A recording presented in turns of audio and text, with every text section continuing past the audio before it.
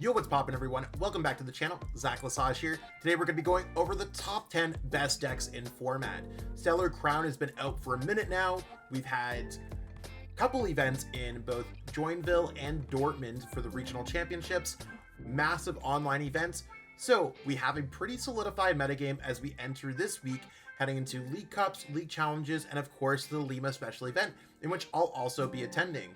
If you like this kind of video, give this video a thumbs up, subscribe to the channel, and let's jump into the top 10 best decks. Kicking off our list with a splash is going to be Palkia V-Star. Now, Stefan Ivanov played this list to a top 4 finish at Dortmund Regionals, so it's a certified successful list. And one thing that's really interesting is it's not playing Area 0 Underdepths, something that really was the card that brought Palkia back into the metagame. Now, with Palkia, it seems like his build is focused on accelerating water energies with Palkia V-Star's ability to your various Pokemon, and maybe going from some kind of spread aspect with Radiant Greninja and Greninja EX, and of course, Dusclops and Dusknoir. Builds like this are really cool. Dusknoir is one of the more cornerstone Pokemon of our format, so it's really one of those things where we have a lot of cool things going on here. Palkia is a fantastic choice for anyone who's playing at any event.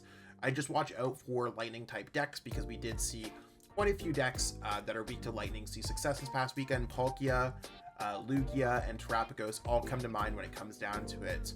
The lists for this video are all going to be available in the pinned comments, just in the comment section below, so stay tuned. You can copy those, paste those right into PTCG Live.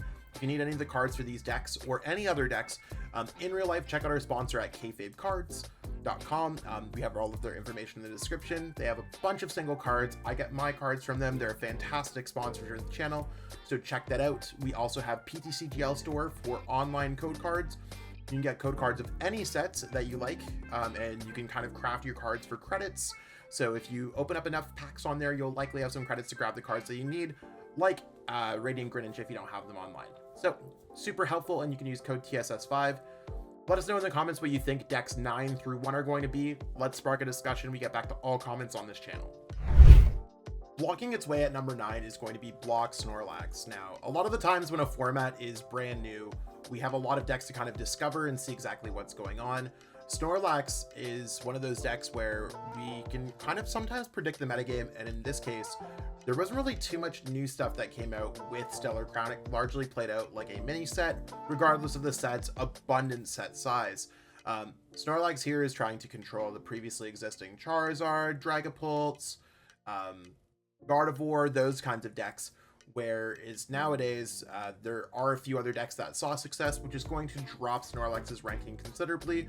I could see this deck really falling out of the top 10 as we see decks like Lugia that saw a lot of success this past weekend in both Dortmund and Joinville, and of course Trapos, which saw success at both those events too. Snorlax does not want to see decks that play Jet Energy, Switch, Prime Catcher, and of course decks that play Canceling Cologne. So if we look throughout the entire list, Snorlax is going to be a little bit down. I think this deck's going to move down more going forward, so we might be opening up a spot for another top 10 best deck. One of the decks that saw a decent bit of success this past weekend was Miraidon EX. Now, Miraidon EX is no stranger to success when it comes down to tournaments, but even more so now with both Lugia and Trapos and even Palkia seeing success. Having that lightning type advantage could mean a lot, and I could see players playing Miraidon going into Lima and Louisville because the deck is so successful. In any case, we're going to be using Miraidon EX to get extra lightning Pokemon out, and we now have Area 0 to work with Mewtwo, so you have that large bench, so you could play down cards such as Squawkabilly, Fez, Mew, all the different kind of techs that you want to have in this deck. Basically, where we're seeing success with Miraidon EX is just going to be from it being a hyper-aggressive deck, and sometimes it gets a little bit better position in the metagame, such as having Lugia towards the top. All it takes is hitting a few Lugias, and you see all that success, so something like Miraidon seems like a suitable choice for anyone that's looking for an aggressive deck, and I actually expect this deck to be moving up going forward, so stay tuned for more of that. Maybe that's also going to bring more Charizard, but we'll have to see exactly how things go. Right now, Miraidon probably want to be one of our sleeper picks when it comes down to it. Another one of these hyper aggressive decks in this list is going to be Raging Bolt EX. Now, Raging Bolt EX is no stranger to my top 10 best decks list, and right now it's number 7 because it's went from number 1 all the way to number 7 because there's other decks that I think that just beat it. Whereas Raging Bolt was trying to challenge other decks like Dragapult and Red Drago. Now the metagame's changed enough from the previous top 10 best decks to drop this deck to 7, regardless of its events results, regardless of anything. I've taken multiple factors from online events, major events, placements, future meta percentage, or how it's going to be placed. So these lists are pretty well thought out. I spent a few hours on them. Raging Bull is still trying to accelerate energies with Professor Sada's Vitality, getting more energies in play with Teal Mask Ogerpon, and maybe even using Teal Mask Ogerpon with Briar. I did see some lists that played Dust Noir, which is kind of interesting. However, I didn't necessarily like how the rest of those decks fit together, so I do want to add Dust Noir into these decks. I just don't know how to properly do that with the list right now, so that's something that we might change going forward into next week's list. But as of right now, I think Raging Bolt is going to be looking standard, and that's what makes this deck special.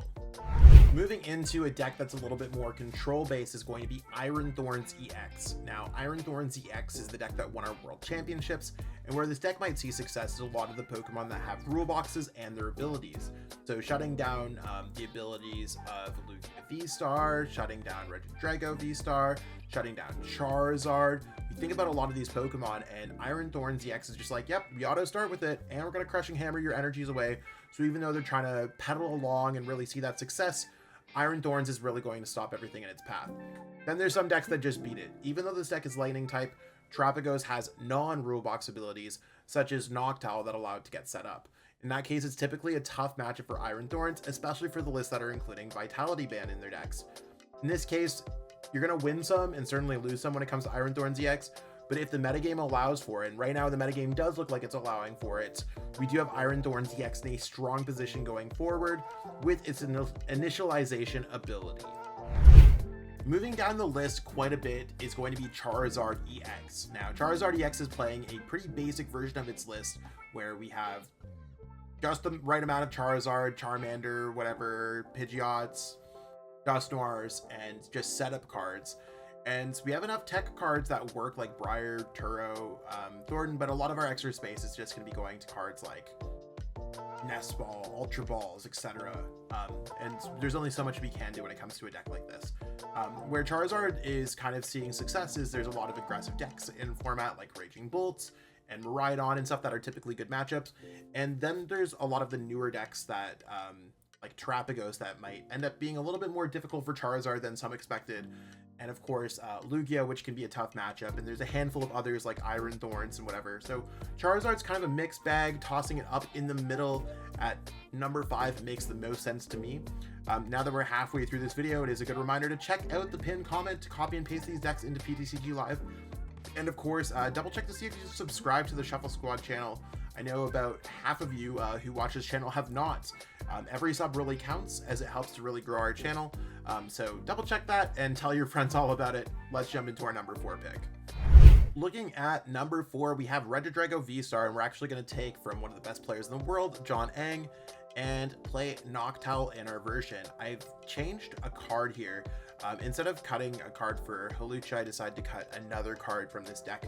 I honestly don't remember which card I ended up cutting instead of the Hawlucha, so it's one of those things, maybe it will come back to me. But across the board, I do think Hawlucha can be quite helpful against cards like Charmander, if you run into a Gardevoir, anything like that. Whereas in other cases, I mean, there's certainly some opportunities to utilize it. So we're trying to use Drago. Oh, actually, it's literally right there. We cut the third Drago for the Noctowl because at least we can get back Super Rod with Noctowl or a Drago V-Star, making this deck work quite well.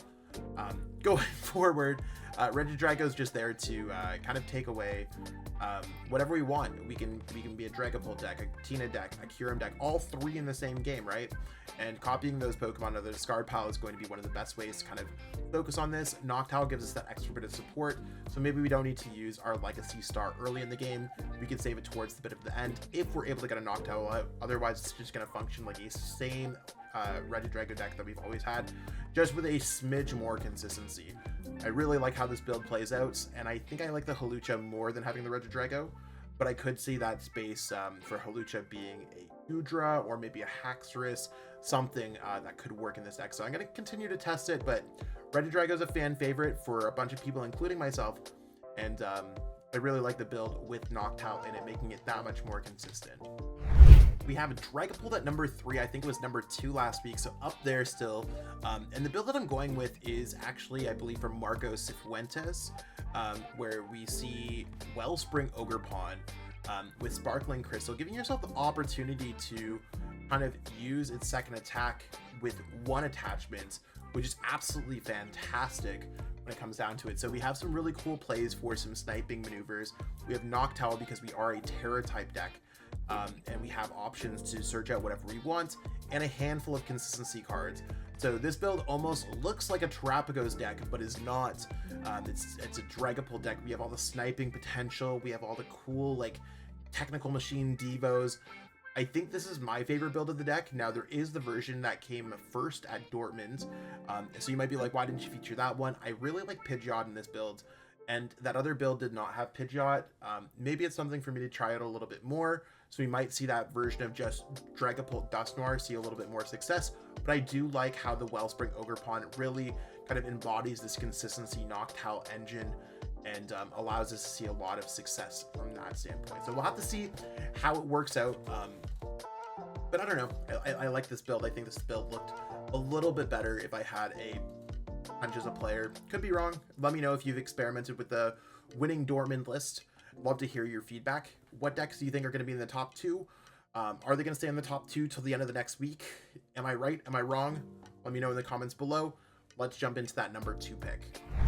Spiking up this list this week is going to be Trapos EX. Now, Trapos EX is a deck that I didn't expect to necessarily go up this much, but we had Josh Frink win that 350 player tournament online, and a lot of players started playing it, including top players like Kieran Farah, Rowan Stave. Now, myself, I won a cup with a very similar list to this, and largely we saw at Joinville and Dortmund that a lot of players saw success, including the GOAT, Tord Rekliv himself, the greatest player currently in the game.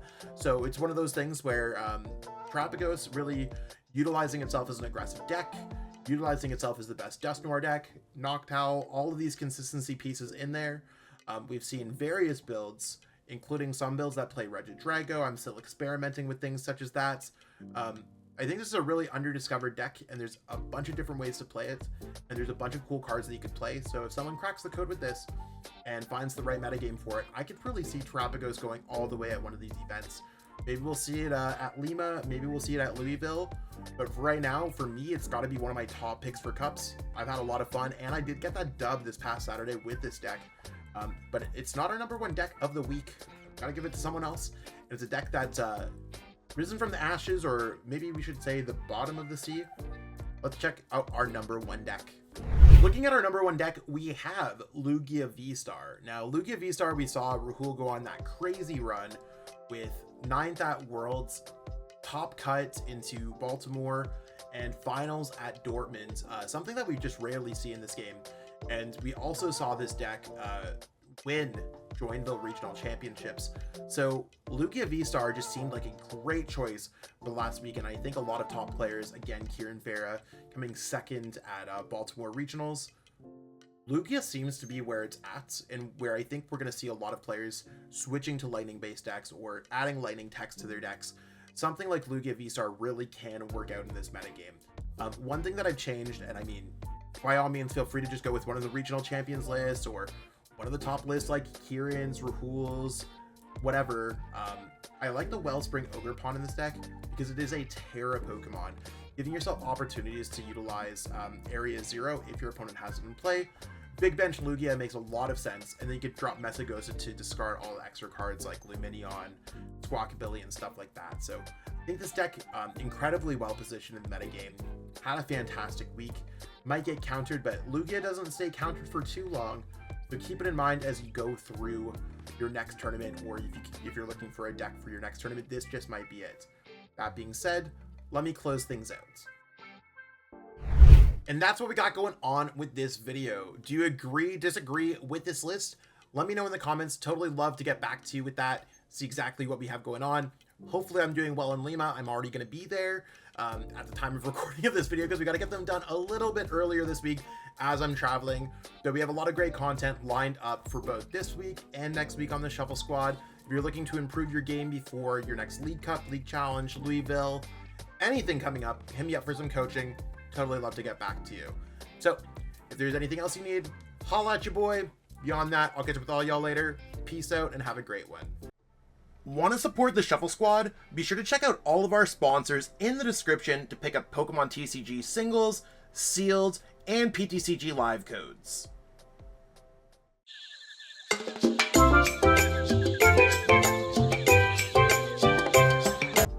You made it to the end. Thank you so much for watching this entire video from the Shuffle Squad. Honestly, from the bottom of our hearts, we appreciate each and every person that supports our content, watches what we have going on every single day, every single week, even from time to time, and continuously allows us to have a forum to project our creative content towards the Pokemon TCG community. So if you haven't already, be sure to give this video a like, subscribe to the channel, and even leave a comment to help boost the YouTube algorithm. That being said, we'll catch you with our next video. Thanks again. Take it easy.